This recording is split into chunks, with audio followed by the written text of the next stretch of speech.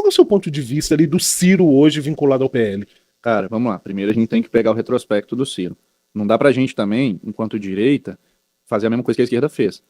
Vai lá e primeiro bate no Alckmin, vai lá e bate no Alckmin, o Alckmin bate no Lula. Ah, o Lula disse que quer voltar ao poder. Aí depois ele tá A lá cena do gritando, crime. Lula, Lula, e tá lá gritando.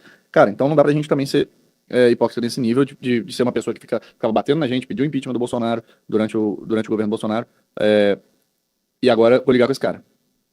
O que eu acho que aconteceu, de fato, foi uma possibilidade de conversa. Política é isso, política é conversa, cara. Política é conversa, beleza? Mas quando a gente vai coligar, de fato, aí eu acho que tem que ser com uma pessoa que representa, de fato, ideologicamente tudo que a gente acredita. E eu também sou do partido do Girão, eu concordo muito nas ideias do Eduardo Girão, acho que ele é um candidato melhor lá pro Ceará, e endossado pela Michelle Bolsonaro, que é uma pessoa da família Bolsonaro também, então tem todo o apoio aí, eu acho que ele tem tudo para com apoio massivo aí da direita, ser o candidato que vai ganhar as eleições lá no Ceará.